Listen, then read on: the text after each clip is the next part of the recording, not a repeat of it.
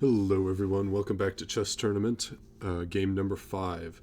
I'm your host, Damian V, and today we're going to be analyzing the 5th game in my recent chess tournament. So, leave a like, subscribe if you're interested in these kinds of games. I'll also be doing more video games in the future if you're interested in that. So, let's take a look. I'm with the white pieces, and my opponent has the black. We start at e4, e5. And I play the King's Gambit. That's what I had prepared for this tournament. It is declined. Play forward. And this is, the engine of recommends that. But that's actually another traditional line move as well with the bishop out. I take, it's a free pawn. Well, not free because I gambited, actually, no. I guess it would be free, yeah. He opens up another free pawn, actually. And here I thought a bit, and I actually played a blunder. I thought this was going to be a good move because, obviously he can't take because, I take back, he takes here, and I take. And, if he ends up taking the pawn, he loses castling rights.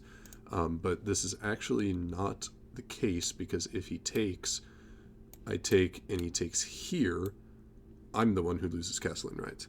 And I end up having a double attack here on the knight, and it's just not good for white. So, but luckily, my opponent didn't see that, and as you can see, the engine evaluation went from blunder to way winning.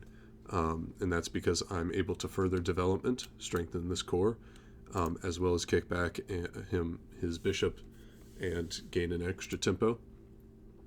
Here I take in the center. Again, this guy was playing a lot of engine moves. Like, other than this one instance where he didn't punish that blunder of mine, and chose to go out here instead with his bishop. I mean, I gotta commend my opponent. This entire game, he was playing like some pretty good chess, or at least at the beginning it was. We'll check out the end later. But yeah, this whole opening, he was playing some pretty good moves. And this pins the knight to the king.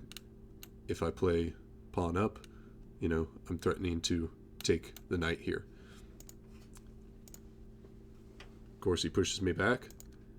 He plays standard development move, and now I go for that exact same thing. Try and get the knight because it's pinned. However, there is a way of escaping this, and I was actually prepared for this because my queen guards the square. So I take, and now my queen's pinning him, as well as have his annoying pass pawn that's going to be guarding the square for all of his pieces. So he castles, gets out of the way, and I immediately go here. Now again, usually in chess you don't want to trade the bishops for the knights, but what this does is if his queen decides to move, he now has to give up this, and now I have an open file on the king. So in this instance, this pin works really well because, well, if he decides to try and push my bishop away, I can actually take here, he takes, and now he's not guarding his bishop anymore. It's important to always remember what's watching what. His queen has to watch two things. So if I take here, he is forced to take back with the pawn, leaving this file open for me to attack on. And that's exactly what I do. He tries to push away, and I attack here. He has to take back because he doesn't want to lose this. But he blunders. And now I punish that blunder. I'm now up a bishop, and again, he threatens. Not really much of a threat here. I can actually castle into this because now my pinning the queen. I can move the knight away and threaten the queen. He moves his rook, and what's actually interesting here is usually you don't want to move this rook all the way over here, as it makes this rook get stuck. But as it turns out, moving this rook is a mistake. It just loses a pawn. So this is one of the weird instances where you are okay with moving the f rook all the way over there to the c file. Move up again, discovered check on the queen. Queen has to move. I'm up material, captures, and now I play here. Excellent outpost for my knight. He has no pawns to get rid of it. This knight is now jumping into the game. This square is still a bit controlled by his bishop, but I mean, that's not really a problem for me. I have 2 excellent squares to get the knight into the game. Plays a standard development move, and now my knight's in the game. He pushes this, which probably should have just taken back here, but what I was afraid of is his rook making it down, and now I no longer have the square for the knight. And if I don't capture it, he has a risk of capturing here and running a piece down.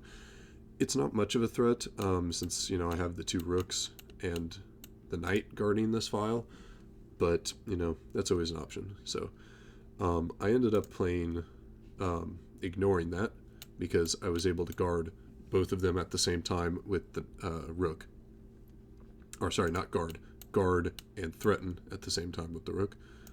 And he doesn't see this. I think he was running into time trouble at this moment, though it's also possible he's just down so many points that he wasn't really paying attention anymore.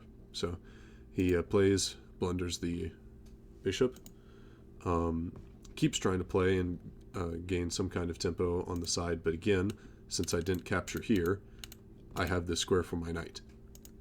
Excellent square to jump to. Now the knights are next to each other. Now this square is just a beautiful place for the knight. He plays down. Again, I now have outposts for the knight, and it's actually important to look at this structure. You know, this pawn seems to be floating in the middle, right? If I play a knight here, you know, he'll just attack this. I have a pawn guarding this knight. This knight's guarding this pawn, and this pawn's guarding the outpost for the knight. And so this entire thing, you know, stems all the way down to this chain of a bunch of pieces guarding each other, which usually is not very good. But at this point, he's down so many pieces that he can't afford to trade any of these. So this entire chain is just completely solid. Not only that, but he blundered again, and I now fork his rooks. He tries to attack my rook just to gain equalized pieces, but of course, open file, and I just simply move the rook out of the way. He moves his rook, I capture, and now I'm guarding the piece again, so he can't even get that back. Keeps trying to push. I take the open file, and I simply close it down. I could have taken. There's no point.